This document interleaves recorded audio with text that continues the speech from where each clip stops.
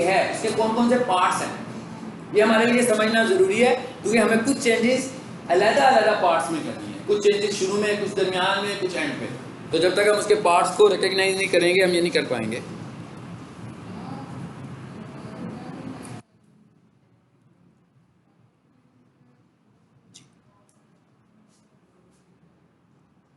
अब हम देखने जा रहे हैं कि एक HTML फाइल का स्ट्रक्चर कैसा होता है। सबसे पहले तो मैंने एक सिंबल लगाया है लेस देन का, तो ये दो सिंबल्स जो हैं वो HTML फाइल में हमें चाहिए, एक लेस देन और एक ग्रेटर देन। मैंने इस तरह लगा दिया, एक है स्टार्टिंग सिंबल और एक है एंडिंग सिंबल, और ये बता रहा है कि भाई इसके अंदर जो कुछ आप लिख रहे हो वो हाइपर टेक्स्ट है। क्योंकि अगर फॉर एग्जाम्पल मैं इसके बगैर ही HTML लिख दूँ तो वो तो नोटपैड में टाइपिंग कर रहा हूँ, वो क्या समझेगा, सिंपल टाइपिंग है ना, कोई टेक्स्ट चाहिए।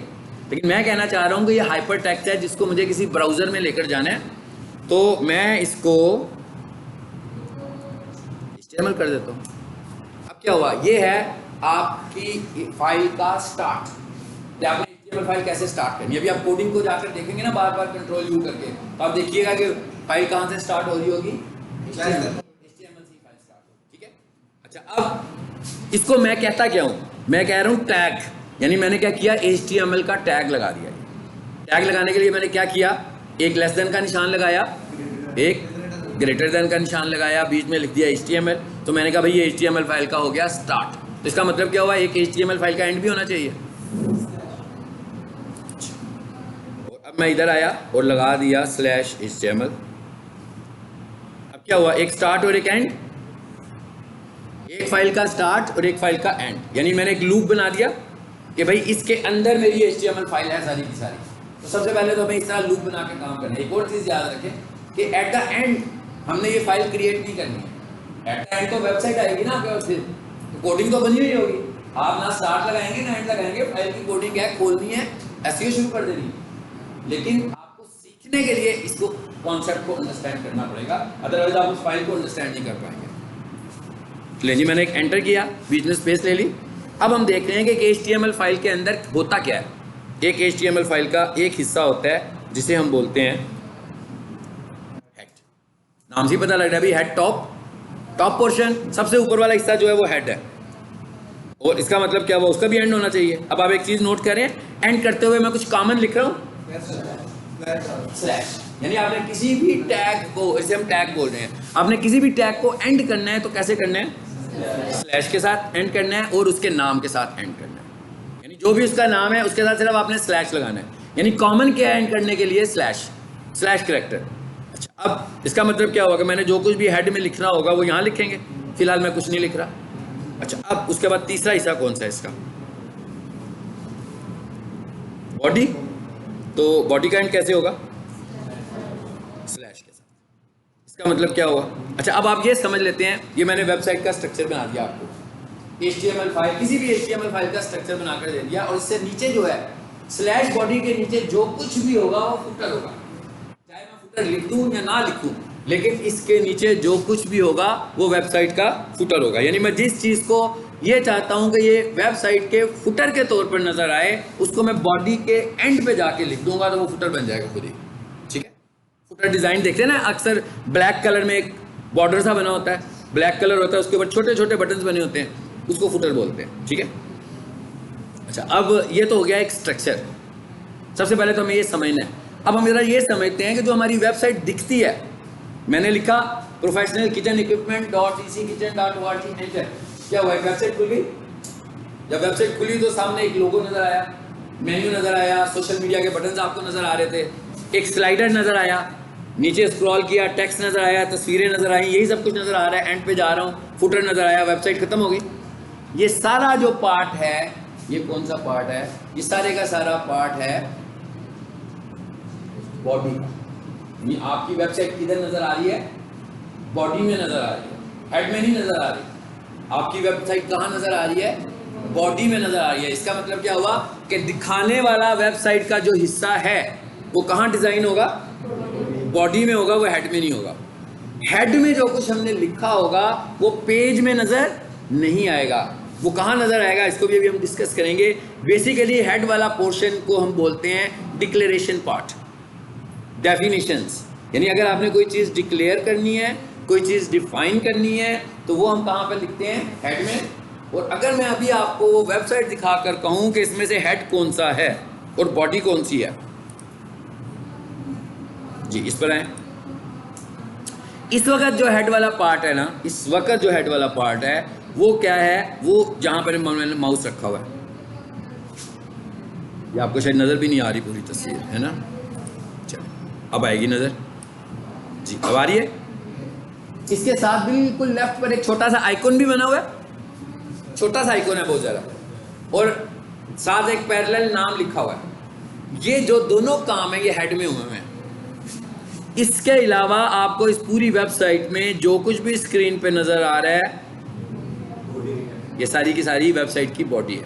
तो इसका मतलब क्या हुआ कि ये वाला कोड आपको बॉडी में मिल रहा है और ये वाला कोड आपको हेड में मिल रहा है। अच्छा अब एक काम और करते हैं, यहाँ मैंने लिखा था प्रोफेशनल किचन इक्विपमेंट, ज़रा वापस आए ऊपर।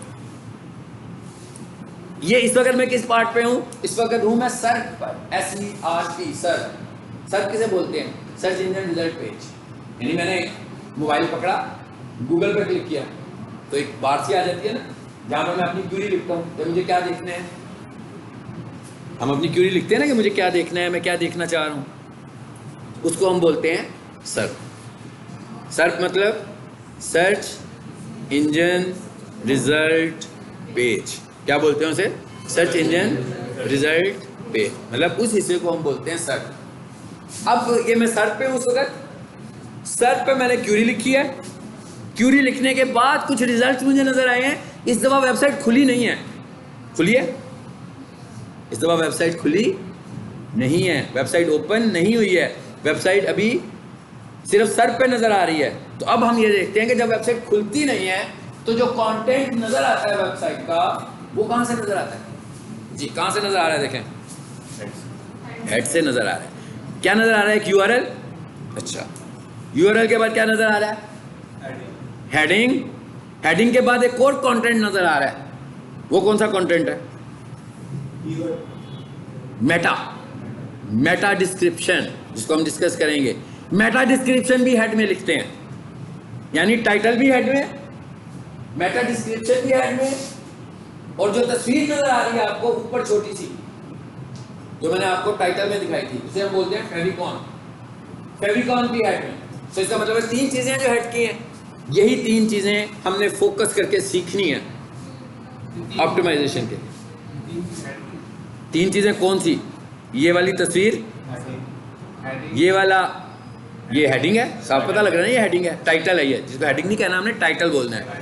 और ये वाला जो टेक्स्ट है, ये टेक्स्ट पेज से नहीं है, ये वेबसाइट से नहीं है पेज, ये भी हेड में से निकला हुआ है। कहाँ से निकला है भी आपको मैं दिखाता हूँ। लेकिन ये जो तस्वीर आपको नजर आ रही है ना, ये पेज से। यानी इसका मतलब क्या हुआ? सिर्फ एक कंपोनेंट ऐसा है जो सर्च पे आपको नजर आ रहा है। वो कौन सा कंपोनेंट है? सर्च पे जो आपको कंपोनेंट नजर आ रहा है वो कहाँ से निकल कर आ रहा है? वेबसाइट से। और वो क्या है? इमेज। लेकिन इसका मतलब क्या हुआ कि इमेज भी वो होगा जो ऑप्टिमाइज्ड इमेज होगा, जिसको वो समझ रहा है कि ये रैंक हुआ है। और किसके अगेंस्ट आ रहा है? प्रोफेशनल किचन इक्विपमेंट के अगेंस्ट। देखेंगे ये कैसे इसकी वजह से आ रहा है। देखें जरा, इस वेबसाइट के भी इमेजेस आ रहे हैं, लेकिन मैं एंड पे जाऊंगा ना, जैसे जैसे आपको ऐसी वेबसाइट्स भी नजर आएंगी जिनके इमेजेस शायद नजर ना आए।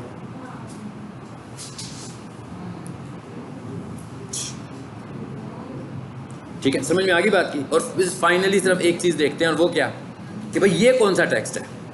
बाकी तो समझ में आ गया, हमें टाइटल में था। इसकी कोडिंग में आए, यही हमने सीखना है। अगली क्लास से इंशाल्लाह इसी को सीखना शुरू करना है हमें। जी कोडिंग में आ गया हूं मैं। मुझे कुछ लेना देना नहीं है जो चीज़ें मुझे मुश्किल लग रही हैं। नंबर 1 ये देखिएगा, ये 7 नंबर लाइन में कुछ लिखा है।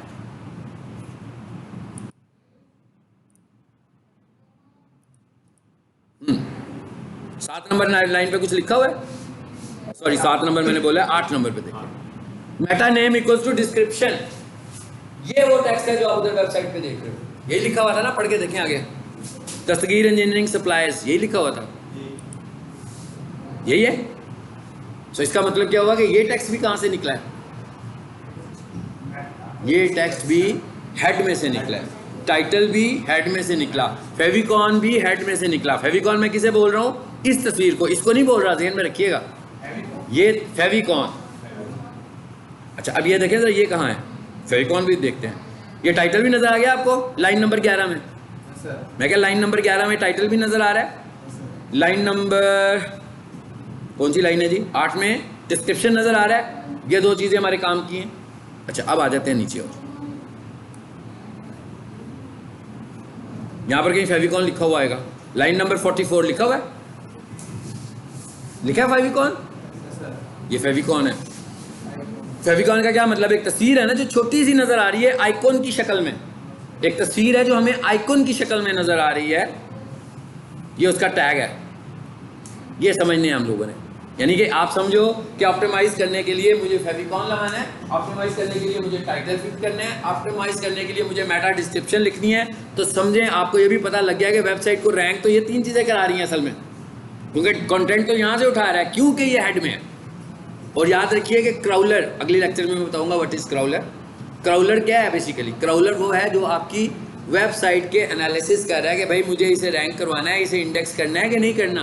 क्राउलर सबसे पहले आता है तो आपकी वेबसाइट के हेड पार्ट को ही देखता है, और हेड पार्ट की वजह से आपने देखा रैंकिंग भी हो रही है। जो कंटेंट हेड में है वही रैंक करवा रहा है, ठीक है। यहाँ जाए जरा, स्ट्रक्चर की बात हो गई है। ये यानी आज के लेक्चर में मैंने सिर्फ स्ट्रक्चर आपको अंडरस्टैंड करवाया। अगले लेक्चर में हम इसमें एक फाइल बनाएंगे और उसको सेव भी करेंगे। और अब अबाउट 2 लेक्चर्स मैंने आपको HTML सिखा देनी है ताकि हम फिर SEO पर शिफ्ट हो जाए फौरी तौर पर, ठीक है। लेकिन एक चीज़ याद रखिएगा, अगर कोई बंदा ये कहे कि यार ये कोडिंग है, ये तो प्रोग्रामिंग है, मैंने नहीं सीखनी, हाँ SEO पे फोकस करेंगे, तो याद रखिए वो कुछ नहीं कर पाएगा। अगर आपको वेबसाइट एडिट करनी नहीं आती है तो आप भाई, मैंने अभी टाइटल की बात की ना, मैंने अभी फेविकॉन की बात की, मैं चीज़ों के नाम ले रहा हूँ, तो उन्हीं में तो चेंजेस करनी है। तो जब आप उन चेंजेस का आपको कंट्रोल ही नहीं है तो आप कैसे करोगे चेंजेस? नहीं कर सकते ना वो चेंजेस आप, ठीक है। तो इसलिए आपने इन लेसन्स को फोकस भी करना है, और इन लेसन